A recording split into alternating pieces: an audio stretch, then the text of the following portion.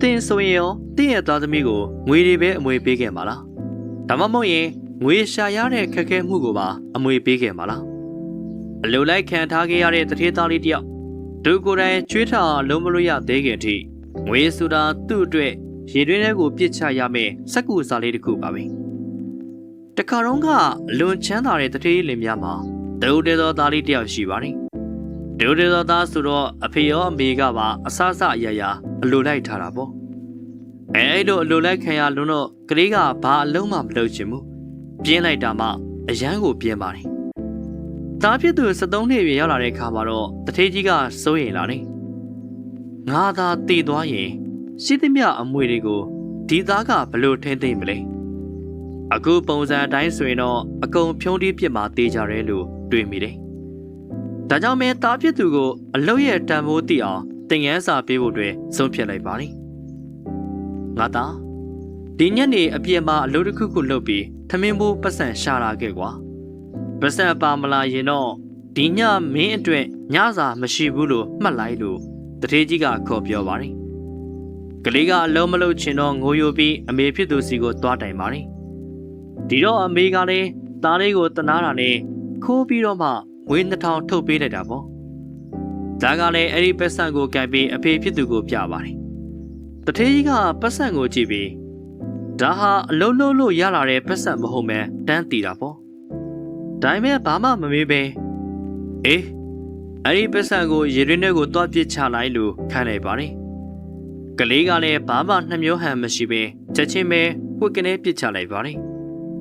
နောက်တနေ့မှလည်းအဖေဖြစ်သူကအလုံးလုံးခန်းပြန်ပါတယ်ဒီတစ်ခါတော့အမေကအိမ်မှာမရှိဘူး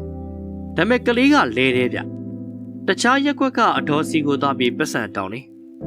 အတော်ဖြစ်သူကလည်းတနာလို့ပေးလိုက်တဲ့ငွေ2000ကိုအဖေဖြစ်သူကိုပြန်ရောတထေးကြီးကအရင်အတိုင်းပဲရေရင်းထဲကိုသွားပစ်ချလိုက်လို့ခိုင်းပြန်တယ်ကလေးကတုံဆိုင်မှုမရှိပဲပစ်ချလိုက်ပြန်လာပါပဲဒီလိုနဲ့တတိယမြောက်နေ့မှာတော့ကလေးအတွက်အကြက်တဲဖြစ်လာပါပြီအမေကလည်းမရှိအတော်ကလည်းမရှိသူဘုရုစီကမှပတ်စံတောင်းလို့မရတော့ဘူးတစ်ပင်ရိပ်အောက်မှာထိုင်ငုံနေတဲ့ကလေးကိုဟိုတယ်ပန်ရှင်အဖိုးတယောက်ကတွေ့သွားပါတယ်ငါမီမငိုပါနဲ့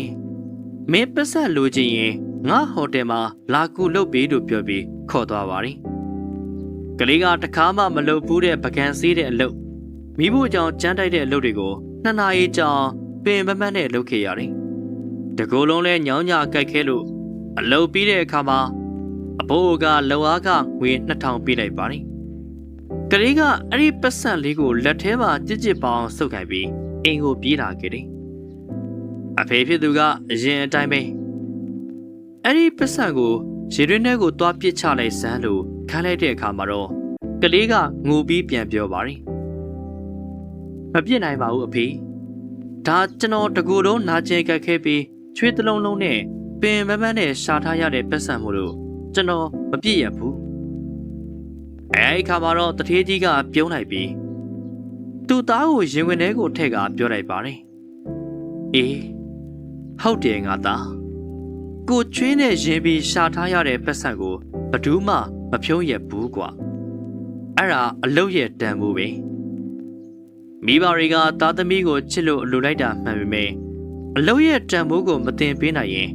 အဲ့ဒီအချစ်ကပဲသားသမီးကိုဖျက်ဆီးရရောက်တတ်ပါတယ်ကိုချွေးနဲ့ရင်ပြီးရှာထားတဲ့ပတ်စံဟာပမာဏနည်းရင်တော့မှကဘာပေါ်မှာအဖိုးတန်ဆုံးအရာဖြစ်နေမှာပါတင်ကောကိုယ့်ရဲ့ပထမဦးဆုံးလိုအားကကိုရခဲ့တော့ကဘလို့ခံစားခဲ့ရလဲကွန်မန့်မှာမျှဝေသွားခဲ့ကြပါဦးဗျာအော်ဒါနဲ့စကားမဆက်ဗေဒကြီးတို့နေတဲ့အပန်းမကြည့်ဘူးဆိုရင်ဘယ်နေရာပေဒေသကနေကျွန်တော်ရဲ့ဒီဗီဒီယိုလေးကိုအားပေးနေတယ်ဆိုတာလေးကိုလည်းမျှဝေပေးခဲ့ကြပါဦးဗျာဒီထက်ပိုမိုကောင်းမွန်တဲ့အကြောင်းတွေကျွန်တော်ပြန်လာခဲ့ပါဦးမယ်ကျွန်တော်ကတော့တင်ဆက်သူ PK ပါ